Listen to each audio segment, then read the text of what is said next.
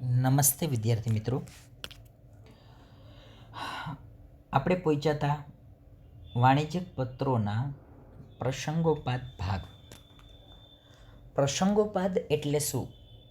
તો જેવી વાત હોય, જેવો પ્રસંગ હોય, જેવી મેટર હોય એ મુજબ જ ઉપયોગમાં લેવાતા ભાગો, એ મુજબ જ એનો સમાવેશ પત્રમાં થશે. જેવા વ્યક્તિને અથવા તો જેવા વેપારીને અથવા તો જેવી બાબત માટે પત્ર લખવામાં આવે છે એ મુજબ એનો ઉપયોગ કરવામાં આવશે. એને કહેવાય છે પ્રસંગોપાત ભાગ. હવે પ્રસંગોપાત ભાગમાં આપણને સમજાવે છે કે અંગત અથવા અન્ય નોંધ. જો પ્રસંગોપાત ભાગમાં શું આવે? કાં તો અંગત અથવા અન્ય નોંધ. ધ્યાનાકર્ષક રેખા. ધ્યાનાકર્ષક રેખા એટલે કે ધ્યાન ખેંચાય એવી રેખા. વિષય સૂચક રેખા. વિષય સૂચક રેખા એટલે કે તમામ જે પત્રો લખવામાં આવે છે એમાં આવશે વિષય બતાવવામાં, વિષય રજૂ કરવામાં આવશે. કયા વિષયને અનુસંધાને પત્ર લખેલો છે એ. બિડાણ એટલે કે જોડાણ.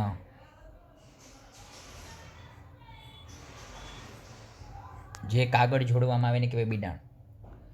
કાર્બન કોપીની નોંધ. કાર્બન કોપી એટલે કે જે લેટર છે એની બીજી કોપી બનાવી એને કહેવાય કાર્બન કોપી. ઓળખ રેખા. તમે કોઈની ઓળખાણ આપો છો એના માટેની રેખા, એને ઓળખ રેખા. ટપાલ રવાનગી અંગેની સૂચના. ટપાલ તમે જે રીતે મોકલો છો એની રવાનગી અંગેની સૂચના એટલે કે કુરિયર, સ્પીડ પોસ્ટ, આ બધી બાબતોનો સમાવેશ આમાં થાય. તાજા કલમ. તાક જેને કહેવાય તાજા કલમ. તમે કોઈ પત્ર લખી નાખો ને એ પત્રમાં તમારે અમુક વાત એ લખવાની ભૂલાઈ ગઈ તો પાછળથી જે વાત ઉમેરવી પડે એને કહેવાય તાક, એને કહેવાય તાજા કલમ. સમજાય છે મિત્રો? અંગત અથવા અન્ય નોંધ. ધ્યાનાકર્ષક એટલે કે ધ્યાન ખેંચાય એના માટેની નોંધ. વિષય સૂચક એટલે કે વિષય, કોઈ સબ્જેક્ટ. બિડાણ એટલે ડોક્યુમેન્ટ જોડવા, કાગળ જોડવા એ. Carbon copy. કાર્બન કોપી એટલે કે તમે જે પત્ર લખો છો એની જ બીજી કોપી, એને કહેવાય સીસી, એને કહેવાય કાર્બન કોપી. ઓળખ રેખા. તમારે કોઈનું આઈડેન્ટિફાઈ આપવાનું હોય, કોઈની ઓળખ આપવાની હોય એના માટેની રેખા. ટપાલ રવાનગી એટલે કે ટપાલ તમે મોકલો છો એના માટેની રેખા. અને તાજા કલમ એટલે કે તમે કોઈ લીટી લખવાની બાકી રહી ગઈ હોય તો એના માટેની જે કલમ છે એને કહેવાય તાજા કલમ. એના પછી આગળ કહે છે વાણિજ્યક પત્રમાં જોવા મળતા પ્રસંગોપાત ભાગની નમૂના સાથેની સમજૂતી. જો અહીં શું કહે છે મિત્રો?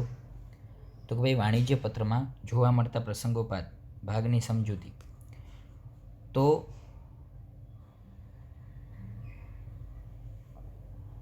નમૂના સાથેની સમજૂતી. અહીં આપણને નમૂનો એટલે ઉદાહરણ આપેલા છે.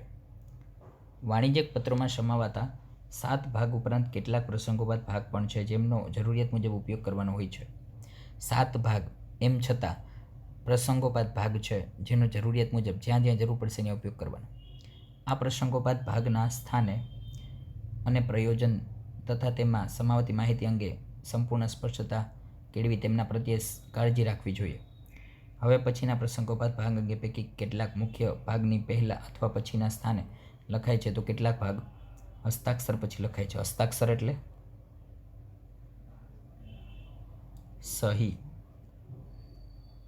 સહી પછી લખાય. એના પછી કે છે વાણિજ્યક પત્રોમાં જોવા મળતા પ્રસંગોપાત ભાગનો નમૂનો. એમાં કે છે આપણને શીર્ષક. શીર્ષક એને કહેવાય હેડિંગ. એટલે કે આ લખનાર. એના પછી લખનારનું શું હોય? ઈમેલ. એના પછી એની તારીખ અને અન્ય નોંધ. Phone number. આંતરિક સરનામું. તમે જેને લખો છો એનું આંતરિક સરનામું એટલે કે જેને મોકલવાનું હોય.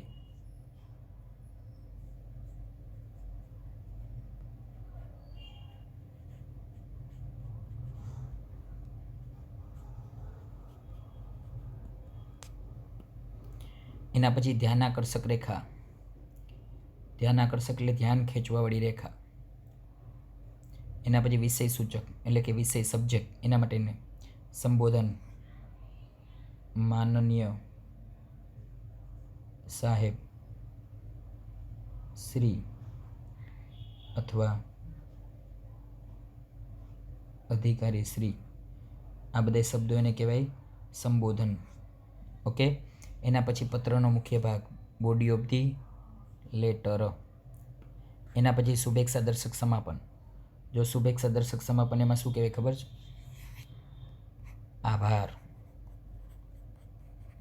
અથવા આભાર સહ, હસ્તાક્ષર એટલે કે સહી, બિડાણ એટલે કે જોડાણ. એના પછી કાર્બન કોપી, તો તમે જે કોપી કરેલી હતી એની જ બીજી કોપી, એને કહેવાય સીસી, એને કહેવાય કાર્બન કોપી. ઓળખ રેખા એટલે કે આઈડેન્ટિફાઈ આપવું, કોઈની ઓળખાણ આપવી એના માટે. ટપાલ રવાનગી અંગેની નોંધ, સ્પીડ પોસ્ટ અથવા તો કુરિયર. એના પછી તાજા કલમ, તાક. ઓકે મિત્રો, સમજાય છે? તો આ આપણને સમજાવી હતી પત્રમાં કઈ જગ્યાએ કઈ બાબતો આવે એ. હવે વાણિજ્યક પત્રમાં નિયમિત સમાવતા ભાગની વિસ્તૃત ચર્ચા. નિયમિત સમાવતા ભાગની વિસ્તૃત ચર્ચા. વિસ્તૃત એટલે સ્પષ્ટતાથી ચર્ચા કરવામાં આવશે. હવે આપણે પત્રમાં સમાવતા મુખ્ય ભાગ અથવા કાયમી ભાગો વિશે વિસ્તૃત ચર્ચા કરીએ. પેલું છે શીર્ષક. આ મુખ્ય ભાગ છે જેને હેડિંગ કહેવાય, લેટર હેડ કહેવાય. વાણિજ્યિક પત્રના મુખ્ય ભાગ પૈકી આ પહેલો ભાગ પત્ર દ્વારા સંસ્થા કે પેઢીની ઓળખ પૂરી પાડવાનું કામ કરે છે. સંસ્થા કે પેઢીની ઓળખ પૂરી પાડવાનું કામ કોણ કરે છે? શીર્ષક. પત્રની શરૂઆત આ ભાગથી થાય છે. પત્રની શરૂઆત ક્યાંથી થાય? આ ભાગથી. કેટલીક સંસ્થાઓ કે પેઢીઓ પોતાના છપાયેલા લેટર પેડ ઉપર પત્ર મોકલાવે છે. કેટલીક સંસ્થાઓ કે પેઢીઓ પોતાના છપાવેલા લેટર પેડ ઉપર આ વસ્તુ એ લખીને મોકલે છે. આ લેટર હેડમાં પેઢી કે સંસ્થાનું નામ, તેમના વ્યવસાયનો પ્રકાર, તેમનું પત્ર વ્યવહારનું સરનામું, આ ઉપરાંત તેમના અન્ય સરનામા વિષયક માહિતી જેવી કે ઈમેલ, ટેલિફોન, ફેક્સ, વેબસાઇટનો સમાવેશ થાય. જો એમાં ઈમેલ હોય, એવી જ રીતે એનું ટેલિફોન નંબર હોય, એવી જ રીતે એનું ફેક્સ હોય, આ બધું હોય છે. એની વેબસાઇટ પણ હોય છે. પેઢી કે સંસ્થાનું આગવું પ્રતીક અથવા ચિહ્ન, જેને આપણે લોગો કહીએ છીએ, તેનો પણ સમાવેશ અહીં થાય છે. જો અહીં લોગાનો એટલે કે ચિહ્ન કોઈ પેઢી કે કોઈ સંસ્થાનો લોગો કે ચિહ્ન હોય છે. ઉપયુક્ત સર્વે બાબતે તેમના નિયત સ્થાન ઉપર રજૂ કરવામાં આવે છે. નિયત એટલે નક્કી કરેલા સ્થાન મુજબ ગોઠવવામાં આવે. સંસ્થા કે પેઢીનું નામ સામાન્ય રીતે મોટા અક્ષરોમાં કાગળની વચ્ચે લખવામાં આવે છે. સંસ્થા કે પેઢીનું નામ સામાન્ય રીતે કાગળની એક્ઝેક્ટ વચ્ચે લખવામાં આવે. તેની ડાબી કે જમણી તરફ લોગો છાપવામાં અથવા ઉપસાવવામાં આવે. ડાબી અથવા જમણી તરફ લોગો ઉપસાવવામાં આવે અથવા તો લોગો છાપવામાં આવે. સામાન્ય રીતે પત્ર કાળા અથવા ભૂરા રંગના અક્ષરોમાં લખાય છે. કાળા અથવા ભૂરા. ભૂરા એટલે બ્લુ, આપણે જે પેન વાપરીએ છીએ. પરંતુ પેઢીનું નામ અલગ રંગથી લખી શકાય. લાલથી હોય અથવા તો બીજું જે કોઈ પેઢીએ પોતાનું નામ રાખ્યું હોય એ મુજબ, પોતાનું નામ રાખેલું હોય એ મુજબ બીજો અક્ષર ઉપયોગમાં લીધેલો હોય. વાણિજ્યિક પત્રનું સરનામું લખવા માટે સામાન્યપણે ચોક્કસ માહિતીથી સર્વ માહિતી તરફ જવાના ક્રમ અનુસરવામાં આવે છે. જો અહીં શું કહે છે કે ભાઈ વાણિજ્યિક પત્રનું સરનામું લખવામાં સામાન્યપણે ચોક્કસ માહિતીથી સર્વસામાન્ય માહિતી તરફ, એ રીતે આખો એનો ઢાર થાય છે. એટલે કે સરનામામાં પહેલાં દુકાનનો નંબર, ત્યારબાદ મકાન બિલ્ડિંગ કોમ્પ્લેક્સનું નામ, ત્યારબાદ જે તે વિસ્તારનું નામ, એના પછી એ વિસ્તાર જે પોસ્ટ ઓફિસ અંતર્ગત આવતો હોય તેનું નામ, ત્યારબાદ શહેરનું નામ અને પિનકોડ લખવામાં આવે છે. ત્યારબાદ શહેરનું નામ અને પિનકોડ, આમ બધી વસ્તુ લખવામાં આવે છે. ક્યારેક શહેરના નામને મોટા અક્ષરમાં લખવામાં આવે છે. ક્યારેક શું કરે, શહેરનું નામ છે એને મોટા અક્ષરમાં લખવામાં આવે. આ ઉપરાંત અન્ય વિગતો જેવી કે telephone number, fax, email address અને વેબસાઇટ અંગેની માહિતી ડાબી કે જમણી બાજુ રહેતી જગ્યાએ વ્યવસ્થિતપણે ગોઠવીમાં મૂકવામાં આવે છે. આ રીતે પહેલો ફરજિયાત ભાગ શીર્ષક, જે ઘણી બધી માહિતી પૂરી પાડે છે છતાં કાગળનો 1/5 કરતાં વધુ ભાગ આવરી ન લે તેની તકેદારી. તકેદારી એટલે કાળજી, કાળજી રાખવી પડે. ક્યારેક સંદર્ભ નંબરનો આ ભાગમાં સમાવેશ થાય છે. સંદર્ભ નંબર ટાંકવા પડે. ઓકે વિદ્યાર્થી મિત્રો, સમજાય છે? હા કે ના? જો મિત્રો અહીંયા આપણને શું સમજાવે છે કે ભાઈ એક પંચમાંશ કરતાં વધુ ભાગ ન આવરી લે તેની તકેદારી, એની કાળજી રાખવી પડે. એના પછી આગળ કે છે બેટર હોમ એપ્લાયન્સીસ. જો આ ઉદાહરણ આપ્યું, ઉદાહરણ તરીકે બેટર હોમ એપ્લાયન્સીસ, ઘર વખરી સામાનના વિક્રેતા. વિક્રેતા એટલે કે ઉત્પાદક. 10 વિનીત ચેમ્બર, એસટી બસ સ્ટેન્ડની પાછળ, બારડોલી, જિલ્લો સુરત.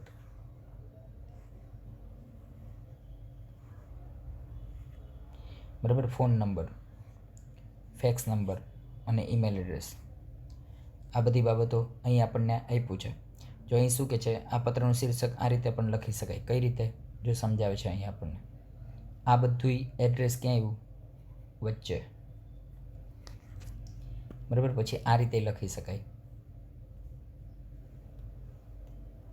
એટલે કે અહીંયા ઉપર આવશે નામ, અહીંયા આવશે એનું સરનામું, અહીંયા આવશે એના નંબરો. સમજાય છે મિત્રો? તો આ રીતે પણ લખી શકાય. એના પછી પત્રની તારીખ. તો વાણિજ્યક પત્ર વ્યવહારની માળખાનો બીજો અગત્યનો ભાગ એ પત્રની તારીખ છે. પત્રની જે તે ફૂલ્લી બ્લોક્ડ કે મોડિફાઈ બ્લોક શૈલી અનુસાર તારીખની જગ્યા નક્કી થાય છે. આ બે પ્રકારની પત્રની શું છે? શૈલી, પદ્ધતિ, એ મુજબ તારીખની જગ્યા નક્કી થાય. પત્રમાં લખાતી તારીખ પત્રના પુરાવાનો આધારભૂત ગણવામાં આવતો મદદરૂપ થાય છે. જો ભાઈ પત્રની લખાતી તારીખ એ પત્રનો આધારભૂત એક પુરાવો છે, એટલા માટે યોગ્ય રીતે લખાવી જોઈએ. ભવિષ્યમાં પત્ર વિશે એક ચોક્કસ પ્રકારનો સંદર્ભ પૂરો પાડે છે. દિવસ, મહિનો અને વર્ષનો ઉલ્લેખ કરતી વખતે તારીખ બે પ્રકારની રીતે લખી શકાય. એક અમેરિકન પદ્ધતિ અને બીજું બ્રિટિશ પદ્ધતિ.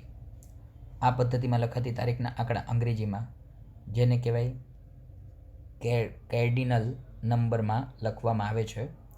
અહીં પહેલાં મહિનાનો ઉલ્લેખ થાય છે, ત્યારબાદ તારીખ, ત્યારબાદ અલ્પવિરામ અને વર્ષનો ઉલ્લેખ થાય છે. ઉદાહરણ તરીકે આપ્યું જાન્યુઆરી 10, 2016 અથવા જાન્યુઆરી 10, 2016. બ્રિટિશ પદ્ધતિ, તો આ પદ્ધતિમાં લખાતી તારીખના આંકડા અંગ્રેજીમાં એટલે કે ઓર્ડિનલ નંબરમાં લખવામાં આવે છે. એટલે કે આ પદ્ધતિમાં પહેલાં તારીખ લખાય છે અને તે તારીખને જે તે રીતે બોલવામાં આવે તે પ્રમાણેની પાછળ લી, જી, મી, અંગ્રેજીમાં ફર્સ્ટ, સેકન્ડ, થર્ડ, ફોર્થ વગેરેનો ઉલ્લેખ થાય છે. ત્યારબાદ મહિનો, અલ્પવિરામ અને વર્ષનો ઉલ્લેખ થાય છે. જો અહીં આપણને આપ્યું છે 10th જાન્યુઆરી 2016, 10મી જાન્યુઆરી 2016. હવે ચોથી બોલાય, 5મી બોલાય, પહેલી બોલાય. હવે અહીંયા હું તમને એમ કહું કે મી નો બોલાય. સમજાય? આ કેવું પડે? ખોટું. આ બધું કેવું પડે? સાચું. ઓકે.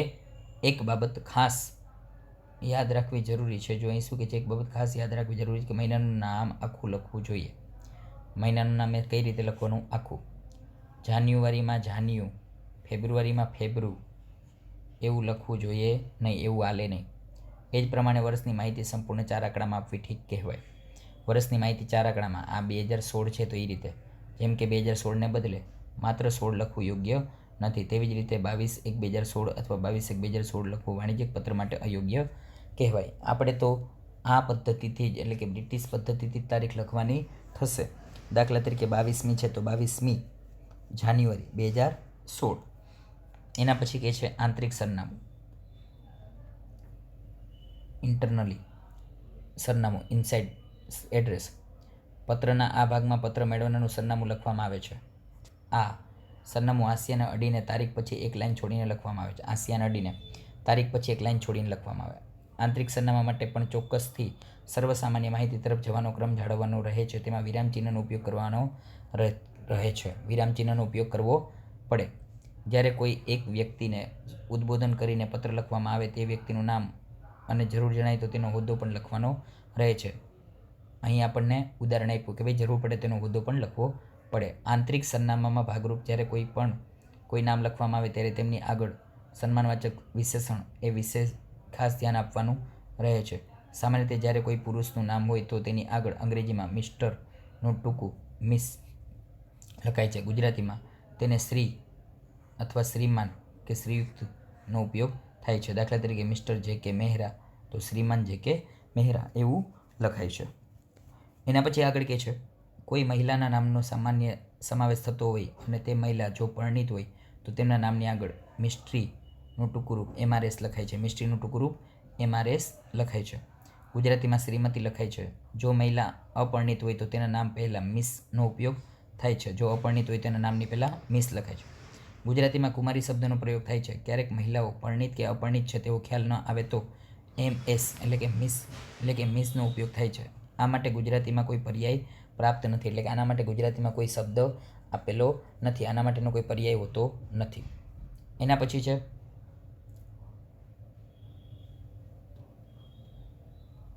દાખલા તરીકે મિસ અનંત વિરાણી, મિસ દેવસી થ્રકરાર, મિસ પ્રતિ પંડિત, શ્રીમતી અનંતા વિરાણી, કુમારી દેવશ્રી ઠકરાર, મિસ પ્રીતિ પંડિત. ઓકે. એના પછી કહે છે ઇંગ્લેન્ડમાં એક સમયે પુરુષ માટે માનવાચક શબ્દ એસ્ક્વાયરનો પ્રયોગ થતો. એના માટે ટૂંકમાં ES² એવું લખી શકાય. અહીં એ બાબત ખાસ નોંધવી રહી કે આ પ્રકારનો માનવાચક શબ્દ નામના અંત ભાગમાં લખાય છે. આ માટે કોઈ ગુજરાતી પર્યાય પ્રાપ્ત થયો નથી. RV વાડિયા એસ્ક્વાયર, ટૂંકમાં એને એસ્ક્વાયર એવા શબ્દનો ઉપયોગ થાય છે. પણ સામાન્ય રીતે આપણે ક્યાંય આવા શબ્દનો ઉપયોગ થશે નહીં. કેટલીક વ્યક્તિઓ પોતાના નામ સાથે પોતે મેળવેલ પદવી એને કહેવાય ઉપાધિ, ડિગ્રીનો પ્રયોગ કરવાનું પસંદ કરે છે. આ સંજોગોમાં એસ્ક્વાયર અને ડિગ્રી એ બાબતે સાથે લખી શકાય નહીં. જો બંનેનો ઉલ્લેખ કરવો અનિવાર્ય જ બનતો હોય તો નીચે મુજબ લખી શકાય. દાખલા તરીકે RV વાડિયા એસ્ક્વાયર PhD. આ રીતે પણ લખી શકાય. કેટલીક વ્યક્તિઓ તેમને મળેલ માનસૂચક મોભાદાયક પદવી કે ઉપાધિઓનું નામ પહેલાં ઉલ્લેખ કરવાનું પસંદ કરે છે. આ પદવી કે ઉપાધિઓ એટલે કે doctor, professor, sir, Padmashri, captain, colonel વગેરે. આવા સંજોગોમાં તેમના નામની આગળ આ રીતે લખી શકાય. ડૉક્ટર ઉર્જરવીસ ધ્રુવ, સર રવિન્દ્ર જાડેજા, પ્રોફેસર નિલય મેટ. જ્યારે માનસૂચક શબ્દ ઉપરાંત હોદ્દાનો પણ નામ સાથે ઉલ્લેખ કરવાનો હોય તો આ રીતે લખી શકાય. Prince doctor Rishabh Pandya, pre doctor Rishabh Pandya. આ જ રીતે માનસૂચક શબ્દ સ્ત્રીઓના નામ અને સાથે લખી શકાય. જેમ કે ડૉક્ટર શ્રીમતી એટલે કે સ્મિત નંદા ભાર્ગવ એટલે કે ડૉક્ટર શ્રીમતી નંદના ભાર્ગવ. જો આ રીતે પણ લખી શકાય. આ વ્યક્તિનું નામ કઈ રીતે લખી શકાય એના વિશેનું આપણને માહિતી આપે છે. પણ આપણે છે ને મિત્રો ગુજરાતીમાં જ નામ જોવાના છે. દાખલા તરીકે અહીં ડૉક્ટર લખ્યું, અહીંયા સર લખ્યું તો આપણે એ જ જોવાનું છે. તમે આ બધા નામ જોઈ અને ખુદા ટેન્શન લેતા નહીં, કારણ કે આપણે એવા નામ કંઈ ઉપયોગમાં આવશે નહીં. આપણે ડૉક્ટર ઋષભ પટેલ પંડ્યા ડૉક્ટર શ્રીમતી નંદના ભાર્ગવ. તો આપણે શું કરવાનું છે, આ ગુજરાતીના જે નામ છે ને એ જ મગજમાં રાખવાના છે. આપણે અંગ્રેજીના નામનો ક્યાંય ઉલ્લેખ થશે નહીં. એના પછી છે વ્યક્તિના નામો ધરાવતી પેઢીના નામ આગળ મિશ્રી,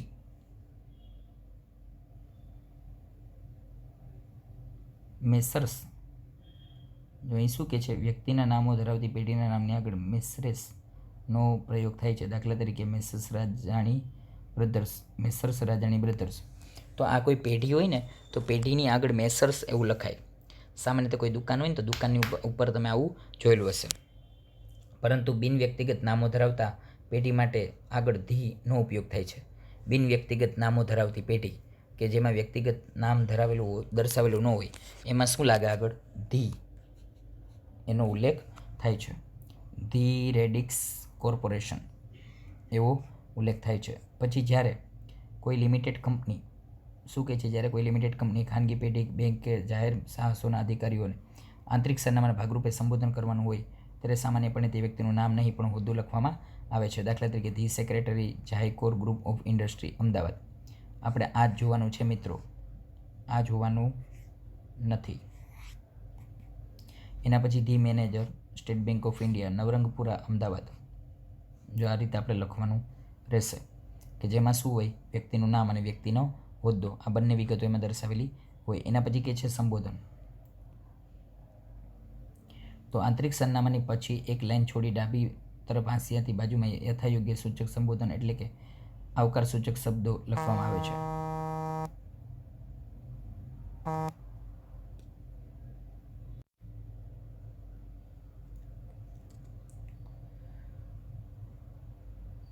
હવે આવ્યું આપણે સંબોધન.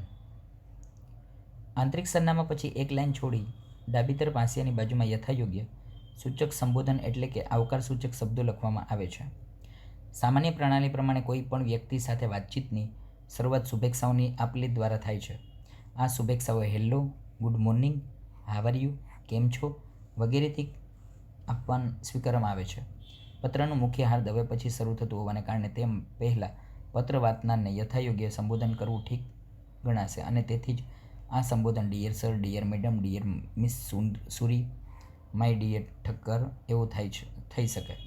અત્રે યાદ રાખવું જોઈએ કે આંતરિક સરનામામાં જો કોઈ વ્યક્તિના નામનો ઉલ્લેખ થયો હોય તો સંબોધન ડિયર એટલે કે પ્રિય પછી એ નામ લખવું જોઈએ. પ્રિય પછી એ નામ લખવું અનિવાર્ય છે, જરૂરી છે. જો કોઈ નામનો ઉલ્લેખ ન થયો હોય તો હોદ્દાનો ઉલ્લેખ થયો હોય તો સર, મેડમ એવું સંબોધન હોઈ શકે. ગુજરાતીમાં જોઈએ તો શ્રીમાન, શ્રીમતી એવું સંબોધન વપરાય છે. ગુજરાતીમાં શું લખાય છે? કાં તો શ્રીમાન અને કાં તો શ્રીમતી આવો શબ્દનો ઉપયોગ થાય છે. જ્યારે પત્ર કોઈ જૂથ કે સમૂહને સંબોધીને લખાતું હોય ત્યારે અંગ્રેજીમાં જેન્ટલમેન અને ગુજરાતીમાં શ્રીમાન એવું લખાય. બ્રિટિશ પદ્ધતિ પ્રમાણે સંબોધન પછી અલ્પવિરામનો પ્રયોગ કરવામાં આવે છે, જ્યારે અમેરિકન પદ્ધતિ મુજબ સંબોધન પછી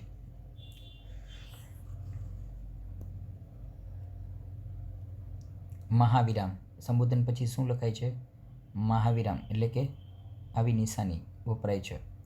અન્ય એક મહત્વની બાબત એ છે કે વાણિજ્ય પત્રમાં સંબોધન દ્વારા પત્ર લખનાર અને પત્ર મેળવનારના ગહબોરા અથવા સંબંધની નિકટતા જાણી શકાય છે. ગહબોરા એટલે કે રિલેશન, એના સંબંધો, એની નિકટતા, એની નજીકતા વિશે જાણી શકાય છે. દાખલા તરીકે સરકારી સંસ્થાઓ સાથેના પત્રવ્યવહારમાં એકદમ વ્યવહારિક એવું સર, મેડમ એવું સંબોધન વપરાય છે. સામાન્યપણે પત્રવ્યવહારમાં ડિયર સર, ડિયર મેડમ એવું સંબોધન વપરાય છે. સામાન્ય રીતે ડિયર સર અથવા ડિયર મેડમ એવું સંબોધન વપરાય. પત્ર મેળવનાર સાથે વિશેષ ગહબોરો હોય તો માય ડિયર ખાન એટલે કે સારામાં સારો સંબંધ હોય, સારામાં સારા રિલેશન હોય એને કહેવાય ગહબોરો.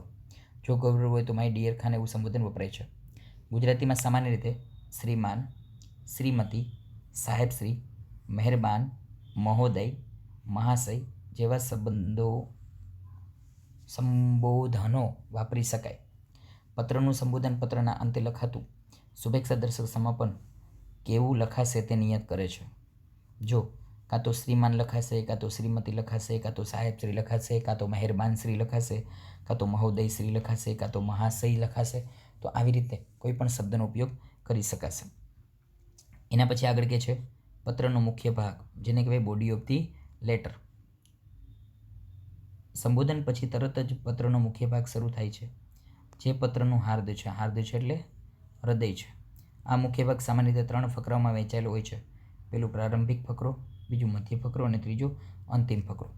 પ્રારંભિક ફકરો સામાન્ય રીતે અગાઉ થયેલા પત્ર વ્યવહાર કે વાતચીતનો સંદર્ભ પૂરો પાડે છે અથવા પત્ર લખનારનો સામાન્ય પરિચય પૂરો પાડે છે અને પત્રને એક કડી સ્વરૂપે બાંધવામાં મદદરૂપ થાય છે. એક કડી સ્વરૂપે બાંધવાનું કામ એ આ કરે છે. આ રીતે શરૂ થયેલા પત્ર તેનું દૂત તરીકેનું કામકાજ યોગ્ય રીતે પાર પાડી શકે છે. દૂત તરીકે, દૂત એટલે એનો પ્રતિનિધિ, એને કહેવાય એનો દૂત. મધ્ય ફકરો. બીજો ફકરો મુખ્ય ફકરો હોય. પત્રમાં હૃદય સમાન છે. અહીં પત્રના વિષય અંગે પણ વાત કરવામાં આવે છે. વિષય માટે વ્યવસ્થિત વાત કરવામાં આવે. યોગ્ય વાક્ય રચના પસંદ કરીને જે તે હેતુ લખવામાં આવ્યો છે તેના વિશે સ્પષ્ટ ભાષામાં લખાણ કરી માહિતી સંચારનું કાર્ય પૂરું પાડવામાં આવે છે. માહિતી સંચાર એટલે કે માહિતીનું આદાન પ્રદાન પૂરું પાડવામાં આવે છે. પત્ર મેળવનારને સંપૂર્ણ વિસ્તૃત જાણકારી પહોંચાડવાની હોય તો આ પત્રને મધ્ય ભાગમાં એક કરતાં વધુ ફકરા પાડી તેના મુદ્દાસર સ્વરૂપમાં બાબતોની યાદી બનાવી તે કે પછી કોષ્ટકના સ્વરૂપમાં યોગ્ય ગોઠવણી કરી જણાવવામાં આવે છે. પત્ર વાચકને માહિતી મળે તે અને તેનો રસ જળવાઈ રહે તેવા ઉપાય માટેનો આ વિભાગ છે. પત્ર વાંચનારને માહિતી પૂરેપૂરી મળી જાય અને એને રસ જળવાય એટલે કે કાયમને માટે એ પત્ર એને વાંચવા માટેનું આમ મન થાય, એને એમ થાય કે હાલનું પત્ર વાંચી લો, તો એને એ પત્રમાંથી રસ ઉડવો ન જોઈએ. એના માટેનો આ ભાગ છે જેને કહેવાય મધ્ય ફકરો, જેને કહેવાય પત્રનું હાર્દ. સમજાય છે મિત્રો? એના પછી છે અંતિમ ફકરો. પત્રના બીજા ફકરાના સમાપન ફકરો પણ કહી શકાય. આ ફકરામાં પત્રલેખક પત્રવાચક પાસેથી શું અપેક્ષા રાખે છે તે સ્પષ્ટપણે જણાવી સમાપન કરવાની દિશા તરફ આગળ વધે છે અને પત્ર મેળવનારને સંભવિત ગ્રાહકમાંથી વાસ્તવિક ગ્રાહક બનાવવાનો પ્રયત્ન કરે છે. સંભવિત ગ્રાહકમાંથી વાસ્તવિક ગ્રાહક એટલે કે જે સંભાવના હતી એ ગ્રાહકમાંથી વાસ્તવિક એટલે હકીકત ગ્રાહક બની જાય. અત્રે એ બાબત ખાસ નોંધવી જોઈએ કે અંગ્રેજીમાં થતા પત્રોમાં પત્રના અંતિમ ફકરાને શુભેચ્છા પહેલાંના વાક્યો નીચે મુજબ લખી શકાય: thanking you, thanks you, awaiting an early reply from you, we await a early reply from you. એટલે કે આ ખોટી વાત છે. જો થિંકિંગ યુ આ સાચી વાત છે, થેન્ક્સ યુ આ ખોટી વાત છે અને આ સાચી વાત છે. પણ આપણે કાંઈ એ મગજમાં રાખવાનું નથી. એનું કારણ એ છે કે આપણે તો બધું ગુજરાતીમાં જ આપવાનું છે. કઈ રીતે? જો ગુજરાતીમાં આપના ત્વરિત પ્રત્યુત્તરની અપેક્ષા સહ આ રીતે લખી શકાય, અથવા તો આભાર સહ, અથવા તો સભાર. સાભાર એટલે આભાર, આભારનો બીજો શબ્દ છે સભાર. એ રીતે પણ લખી શકાય. આ વાક્યો પૂર્ણ ન હોવાને કારણે પૂર્ણવિરામને બદલે અલ્પવિરામનો ઉપયોગ થાય છે. શું કરાય છે? અલ્પવિરામ. અનુકૂળ હોય ત્યાં સુધી અમને આપના ત્વરિત પ્રત્યુત્તરની અપેક્ષા છે એવું પણ પૂર્ણ વાક્ય લખવું જોઈએ. અથવા તો અમે આપના આભારી છીએ. આમ કરી પૂર્ણ વાક્ય લખી વાક્યના અંતે પૂર્ણવિરામ મૂકવામાં આવે છે. વાક્યના અંતે શું મૂકવામાં આવશે? પૂર્ણ વિરામ. ઓકે મિત્રો, સમજાય છે? આ કે ના?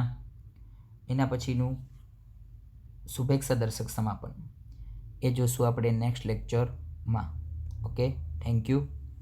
ન સમજાય તો મારા ફોન નંબર ઉપર મને ફોન કરજો, મારો કોન્ટેક કરજો. જ્યાં જ્યાં ન સમજાય એ બધા ક્વેશ્ચન પૂછજો.